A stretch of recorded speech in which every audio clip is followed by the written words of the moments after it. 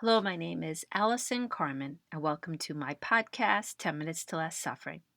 A few weeks ago, I went to Paul Selig's book launch for his new book, Beyond the Known Realization, a Channeled Text. For those of you who don't know Paul Selig, he has established himself as one of the most foremost spiritual channels in the world. His unique connections has placed him in contact with guides who share their voices and wisdom through him. Whether you believe someone could channel guides or not, the evening was fascinating, and Paul said several things that I found very moving. Paul said through his guides, what you bless, blesses you. What you damn, damns you in return. Another thing that Paul said through his guides is that you cannot be in the light if you hold someone else in darkness. And as you think about these ideas, it can be quite frustrating because there could be people in our lives that have not acted nice to us, that have broken agreements in our personal relationships, that have broken agreements in business. And then we hear something like this, that what we damn will damn us in return. Because sometimes it just feels good to be angry. It feels good to be mad. It feels good to look at that other person and think less of them and separate ourselves. So it doesn't seem fair that we can't just damn them and move on. Why do we have to hold them in the light in order for us to stay in the light? But I also think those of us who have held grudges for a long time, we know how much time we spend thinking about these things that have happened to us in the past because we haven't let them go. We can lay awake at night and think about these things over and over again.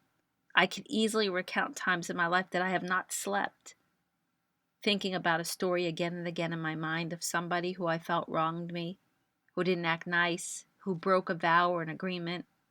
And what's also interesting is that when we don't let go, we carry these things into the future. I know so many people who have seen things in their past and they close their heart. And because their heart is closed, they can't really enjoy new experiences because they're holding on to the people they damned. And this in no way means that we could just let go of things without processing them. We need to process things. I know every time I've tried to let go of something when I'm not ready, it causes me more pain because I'm not really loving myself, because I'm trying to think good thoughts when I don't really feel them. So we have to honor ourselves by processing things. And part of processing things is loving ourselves, having a regard for ourselves, a respect for ourselves, seeing things for what they truly are. If someone acted like an idiot towards us, or they were mean, or they were angry, or they were a liar, or they broke something they promised, they broke a vow, whatever they did to us, it's okay for us to see it in truth. That truth might not look pretty. Of course, we need to also look at the part we played, but then what? Why should we be responsible to forgive somebody who hurt us? Why should we be responsible to hold somebody in the light in order for us to be in the light? But that's how it works. Because anything that we hold on to holds us. And it's not always easy and it takes time. But our freedom truly exists when nobody else in the world holds us back. Our freedom truly exists when our heart can stay open no matter who we meet, no matter who hurts us, no matter what agreement is broken. And it's hard, but that's really how we move forward with true freedom. Because if we fill our minds with the past and we fill our minds with everything that was ever done to us, we're burdened and we cannot come to this moment new. And we let what other people did to us or what other people said to us take center stage instead of our own freedom, instead of our goals, instead of our dreams, instead of trusting ourselves, instead of loving ourselves. So we are damned in return because holding on is painful. And I don't think we could wake up one morning and say, oh, I'm done. I'm going to let go now because I want freedom. It's a process. And sometimes it's a painful process. But it doesn't feel great to live in darkness. Even the Buddha said, holding on to anger is like grasping a hot coal with the intent of throwing it at someone else. you are the one that gets burned. And that's really an easy analogy to think about, because we know if we pick up a hot coal, our hand will get burned.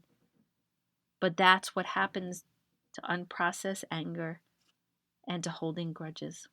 And I see this often in business where people go out of business. They had an employee that was disloyal. Someone really disappointed them or broke a contract. And then they're not able to move forward freely with a new business, with a new employee, with a new agreement, because they're always so busy protecting themselves from the hurt. And I have clients that talk about past situations again and again and again, old litigations, old broken promises, broken deals, businesses that didn't work, products that never launched. And there's nothing wrong with reflecting on them. And of course, we need to learn the wisdom. But I'm a big believer that when you look at a situation, you learn your lesson, the wisdom becomes part of who you are. But closing down and not letting go, that's a choice. And again, we have to process things, and sometimes it takes time. But do we really want to damn ourselves? And do we want to live in darkness because somebody else wasn't whole? That's what happens. People are always acting out their pain on us, and then we live in that pain. And as I sit here today, there are still some people in my life that I don't want to fully forgive. Yet I know those are the stories that keep me up at night. And those are the times that my hand burns like hot coal. And I'm sure you have people and situations and old bosses and old friends and old relationships and disappointments. Maybe you've let them go, but maybe you're holding on to some of them.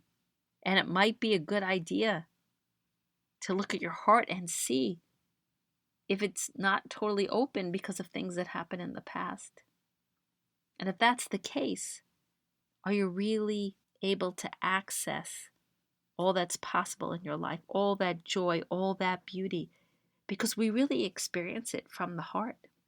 An open heart really has the capacity to feel the depth of the moment, the miracle of being alive. And when we're so busy thinking about other people, are we really thinking about ourselves? Are we really thinking about the world that we want to see? Are we really fully thinking about new ideas and new creative ways we can express ourselves in the world? Are we thinking about going back to school, or are we fixating on someone who didn't believe in us? Are we not getting involved with someone new because of someone else that hurt us? Where are we damning ourselves? Most of us have these things in our lives that we hide, that we overcompensate for. But to live our best life is to really try our best to come to this moment new. Because every moment really is new. But whether we experience it as new depends on how much we're holding on and how much we're letting go. And if you think back to the beginning of this podcast, Paul also said through his guides, what you bless blesses you. And it's just a better way to live. And it's not that we have to bless the people that have hurt us, but we can live in the blessings. And we can bless the goodness of life, and we could bless the people we love, and we could bless new beginnings and new situations. And maybe we could have such strength and resilience and move forward with our lives and have so many blessings on our own that we can look at them and bless them. We don't have to be friends with them. We don't have to speak to them. But maybe by blessing them, we could be free of them. And I know this is not always easy, and there are situations that seem impossible to do this, and maybe that's not what's best. But there are a lot of situations and a lot of smaller upsets that I think most of us can do this and be more free. And maybe over time we could do this with people who have hurt us even more.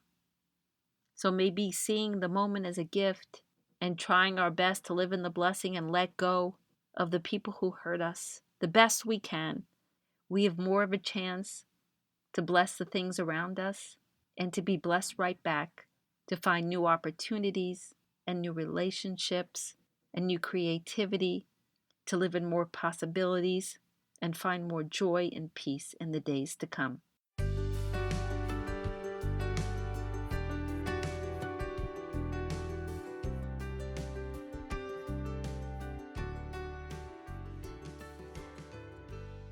Thank you so much for listening to this podcast today.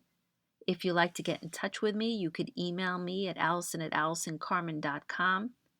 If you'd like to buy my book, The Gift of Maybe, it's available at all major bookstores and online retailers. And if you like this podcast, you could subscribe on iTunes and leave a comment.